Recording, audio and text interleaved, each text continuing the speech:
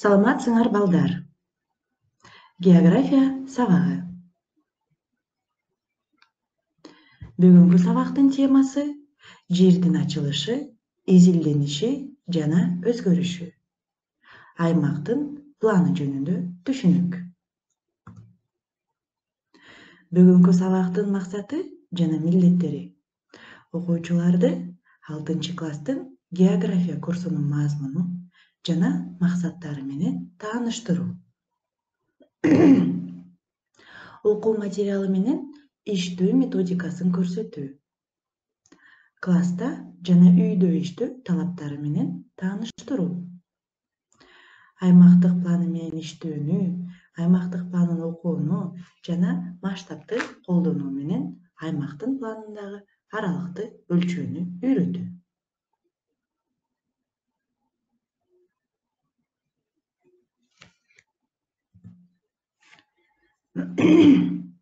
Эмгек китепчесин жүргүзүүнүн жана контурдук карталар менен иштөөнүн талаптары. Дептердеги баардык жазуулар көк түстө жазылышы керек. Паста менен. Эгерде текстти бөлүп көрсөтүшүңүз керек болсо, башка түстөрдү колдонсоңуз болот. Чиймелерди карандаш менен чийиңиз. Контурдук картанын оң жактагы жогорку бурчуна сиздин фамилияңыз жана классыңыз жазылуусу керек. Контурдук картадагы баардык жазуулар басма тамга менен майда, так жана кооз жазылышы керек.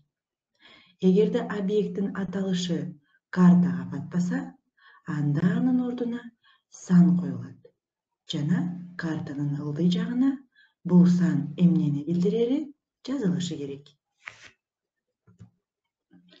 Бүгүнкү сабактын планы.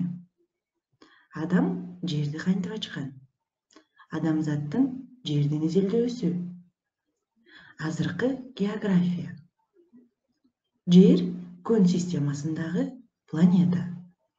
Жердин айлануусу. Ай. Аймактын планы деген эмне? Шарттуу белгилер. Жер жөнүндө алгачкы билим байыркы чыгыштын аймагында Месопотамиянын, Персиянын, Египеттин, Финикиянын жашоочуларынан башталат. Калктын иш-аракеттери, тыйканчылык, мал чарбачылык, соода, элдерди көчүрүү жана согуштар адамзаттын жер жөнүндөгү билимдерин кеңейткен. Чөлдөрдү аралап, деңиздерди сүзүп жүрүп, адамдар күндүн, айдын жана жылдыздардын жардамы менен жол табууну үйрөнүшкөн. Вавилониялыктар жерди ар тараптан суу менен курчалган дөңсөө түрүндө элестетишкен. Асмандагы жылдыздар бекитилген катуу кабык үстүндөгү сууну курчап турган суудан бөлүп турат деп эсептешкен. Жерди байыркы индустар тегиз деп элестетишкен. Жерди океанда сүзүп жүргөн ташбаканын үстүндөгү пил көтөрүп турат деп ишенишкен.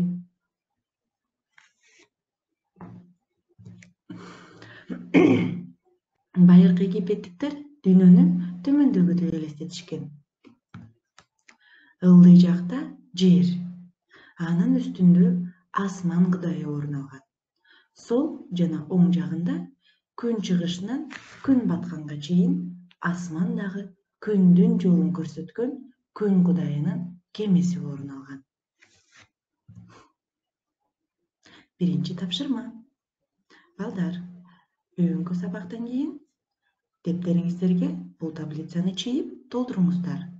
Бул таблицаны толтуруу үчүн окуу куралдарыңыздарды жана ошондой эле интернет ресурстарын колдонсоңуз болот. Демек, Аристотель жерди изилдөөдө кандай салымын кошкон?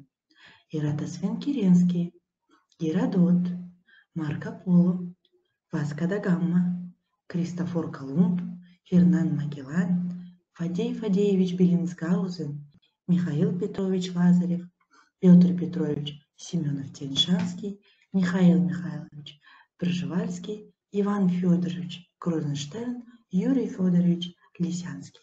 Бул окумуштуулар жерди изилдөө кандай соолум кошконун дептериңиздерге таблица түрүндө жазыңыздар.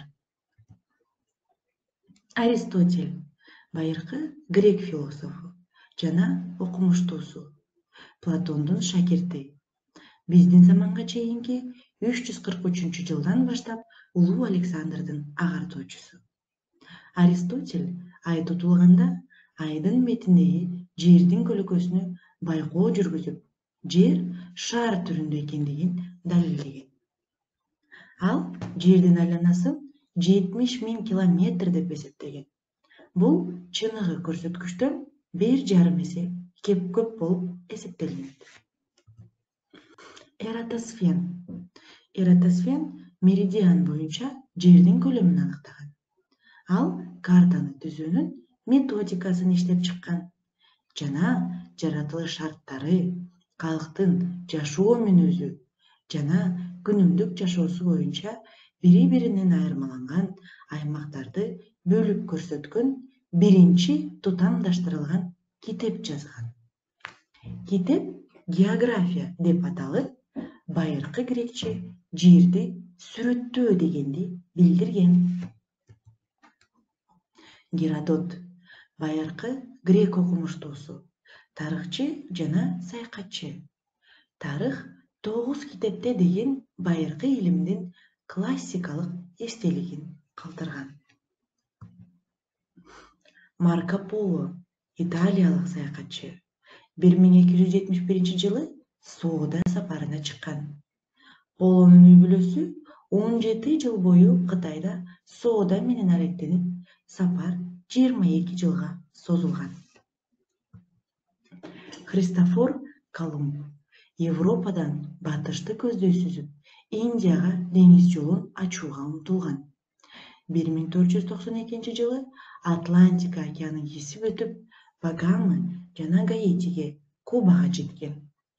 Ошондой эле 1492-жылы Америка ачылган жыл болуп эсептелинет. Азыркы география. Илимпоздордун көңүлү атмосферанын жогорку катмарларына, жердин жана океандын тереңдиктерине бурулган. Атмосфера шарлар, космостук спутниктер, жер абдан терең кутуктар, дүйнөлүк океандын түбү атайын аппараттар. Географтардын милдеттери ачык жана өнүккөн аймактардын трансформациясын пландаштыруу жана жерде болуп жаткан процесстердин жана алардын кесепеттерин алдын ала айтуу. Экинчи тапшырма. Дептериңизге жерди изилдөөнүн заманбап жолдорун жазыңыз. Географиялык изилдөөлөрдүн натыйжалары кайда колдонулат? Азыркы географиянын алдында кандай милдеттер турат деген суроолорго жазуу түрүндө дептериңизге жооп бериңиз. Күн системасындагы планеталар. Бул Меркурий, Венера, Жер, Марс, Юпитер, Сатурн, Уран, Нептун, Плутон. Жана ошондой эле планеталардан башка көптөгөн жылдыздар, кометалар, башка галактикалар дагы бар. Күндүн айланасында кайсы планеталар айланат? 2006-жылы кайсы планета планеталар тизмесинен чыгарылган? Дагы кандай асман телолорун билесиз? Биздин планета күн системасында канчанчы орунду ээлейт? Бул жердеги жашоо эмнени билдирет? Демек, балдар, күн системасында кандай планеталар бар?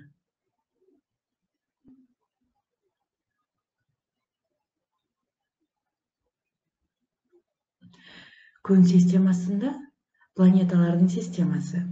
Анын ичинде күн жылдызы жана аны айланган бардык космос объектилери кирет. Күн системасында күндүн өзү, анын 48 жандоочусу, 9 зор планета, 100 000ден ашуу кичи планеталар, астероиддер, 1012 сандагы кометалар, ошондой эле метеордук уюктан орун алган сансыз көп метеордук телолордун бар экени азыркы күндө жакшы белгилүү болду. Күн системасын күн жана өзүнүн жандоочулары менен бирге планеталар түзөт. Ал эми жылдыздар планеталарга караганда салыштырмалуу мүмкүн болбогондой бизден өтө алыс турушат. Белгилүү планеталардын ичине өтө алыс планета Плутон күнгө караганда Жерден болжол менен 40 эсе алыс турат. А тургай күнгө өтө жакын жылдызы бизден 77.000 эсе алыс жайгашкан. Планеталар менен жылдыздарга чейинки аралыктарды өтө чоң айырмачылыктарын даана элестетип билүү зарыл. Күндүн тегерегинде 9 ири планета эллипс боюнча дээрлик бир тегизикте айланышат. Планеталардын күндүн алыстыгы ирети менен алганда төмөндөгүдөй: Меркурий, Чолпон, Жер Ай менен бирге, Марс, Юпитер, Сатурн, Уран, Нептун жана Плутон. Андан тышкары күн системасында кичине планеталар орун алган. Алардын көпчүлүгү Марс менен Юпитердин ортосунда кыймылдашат.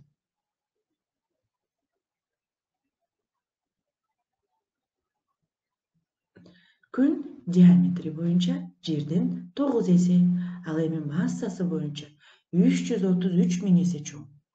Бардык планеталардын массалары да күн массасынан 0,1% гана түзөт.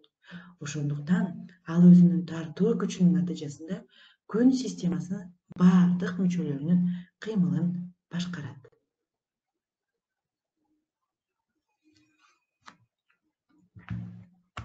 Жердин күндү айлануусу. Балдар, суроого жооп бериңиздер. Эмне үчүн Жердин күндүн айлануусу?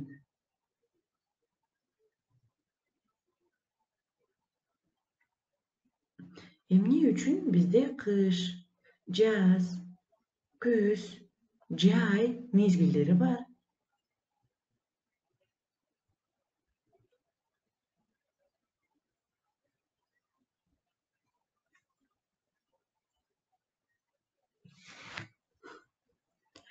Жердин айлануусунда күн менен түндүн алмашуусу, асман телолорунун көзгө көрүнгөн суткалык кыймылы, ошондой эле кээ бир жер бетинде болуп өтүүчү кубулуштар, жипке асылып койгон жүктүн термелүү тегиздигинин бурулушу тажрыйба жүргүзүлгөндөрдүн негизинде байкалат.